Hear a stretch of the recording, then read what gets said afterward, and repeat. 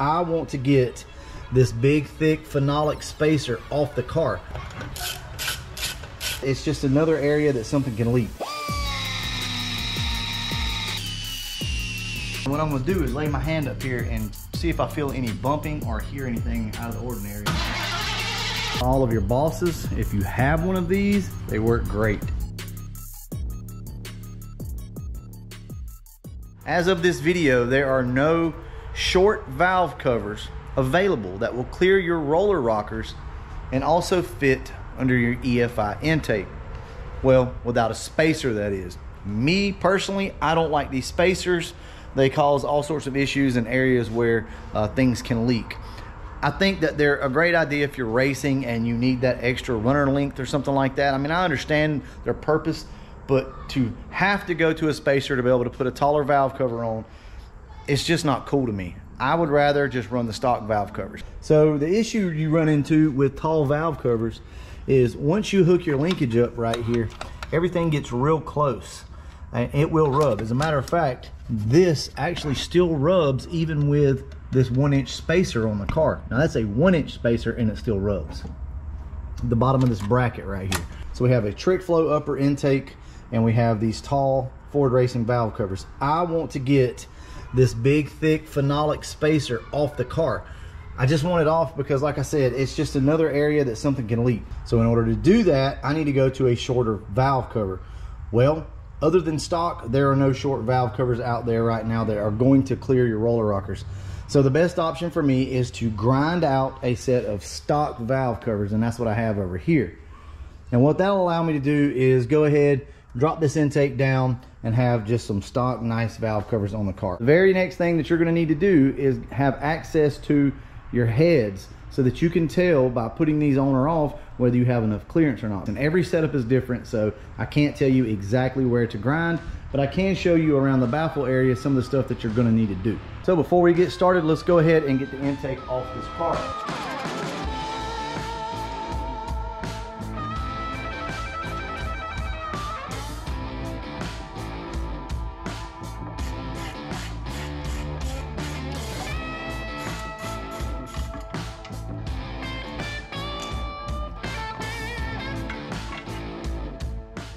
And here you can see the height difference between these two. It's more the shape of them than anything, but these are great valve covers. I'm not knocking them by any means, but they're better for a carbureted application. This is typically what you would run something like this on, or if you want to run a spacer like it's on my car, you can do that. I would rather run these, paint them all up, make them pretty, and run these. Let's talk about a few tools that you're going to need for the job. I picked up this little die grinder here from Harbor Freight for I think 24 bucks. And then these are the Chief burr bits. Now these are for aluminum. As you can tell, they have a wider gap so they don't get clogged up. But these are really good from the reviews at least. They're expensive. They're 70 bucks for these things, but you're gonna pay that no matter where you go or more. So it is what it is, guys. Now, if you do not have air and it takes a decent sized air compressor to run this, then there are other options as well. You can use a battery powered side grinder with a flap disc on it or whatever you got. You can even use this if you're careful. A drill with one of those burr bits, you can do that, but it's going to be very slow and it's going to want to jump around on you a little bit. So I don't really recommend this, but hey, like I said, use whatever works for you. All right, I'm going to use a combination of a bunch of different things, so we'll talk about it as we go here. So your baffle is going to be a 1/4 inch, and first thing, you just want to go ahead and get this out of the way. All right, so all you're gonna do after you pull those out is literally just pull this thing off. And look at all of that crud. Look at that. That's nasty. All that carbon buildup. Wow. There is a little bit of a downside to doing this. You lose your baffle. This baffle is designed to vent the crankcase but not allow oil splashing around to just come out of that tube. And trust me, with this removed, oil is going to try to come out. So you're going to get it in your PCV system way more than what you did if you're still running your PCV. Oh, that's just not even, look. Oh, there's going to be a lot of grinding on this one, guys. A lot of grinding. All right, so get it on there as far as you can and just kind of wiggle this thing around and let's see where it's hitting. Let's see right there, right there. Still hits up here, there, and there. Guys, this is a lot of work. I want you to know that. Before you get started on this and before you decide you want to do this, just know that this is a lot of work. This is going to take you probably a few hours to do. Very labor intensive. It's slow, but for 70 bucks, or if you already have this stuff, you know, that's a lot cheaper than going out and trying to buy valve covers, which at the moment you can't buy anyway. So let's say you did decide you wanted to go with some tall valve covers. You're like, ah, screw it, I don't care. Well, then you got to buy the spacer, and those things are not cheap. Guys, you're going to have another $100 in spacer and bolts on top of the valve covers just to make that work. So, and then you run into hood clearance issues. If you have a stock hood, that may not fit under your hood. So you see what I'm saying? There's a lot of benefits to doing it this way. Or if you can just find a set, I'm sure they'll be back in stock at some point.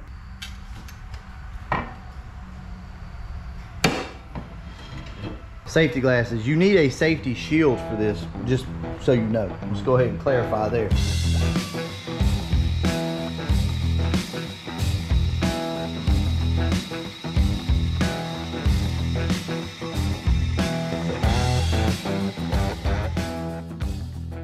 So that bit works really good. It does want to jump around a little bit. Let's look at some other options. So here's your other option here. You have to be very careful because you will cut through the valve cover. Let's go ahead and cut some lines in this to make it a little easier to grind out.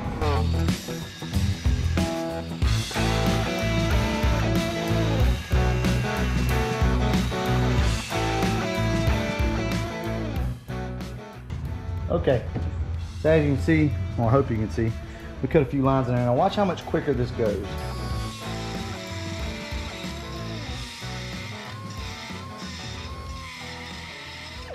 See, now that whole spot's going. So that's an option for you. There again, this just takes a while. You have got to have patience here.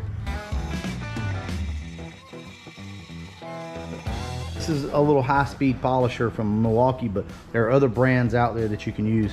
This works pretty good, especially for fine-tuning the edges. Let's just say this is all you got. Let's see how it works. 40 grit sandpaper on it, by the way.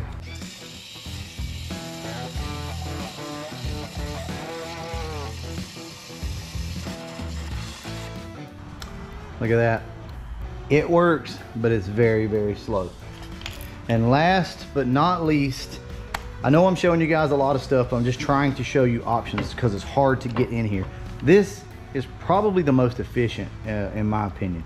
Now, it's not going to be pretty, but you can come back in and fine tune it with something a little smaller. So let's go ahead and see what happens here.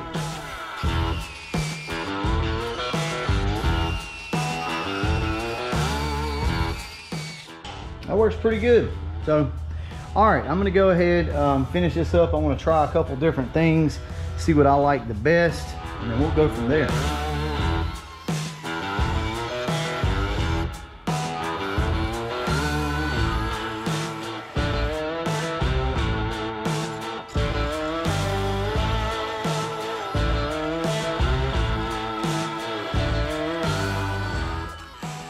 The best idea here is once you get this ground out in here, ever how you need to do it, then just come in on all of your bosses. If you have one of these, they work great. You can grind all of those down just like that. All right, I'm gonna go ahead and finish these up and I'll show you what we got when we're done.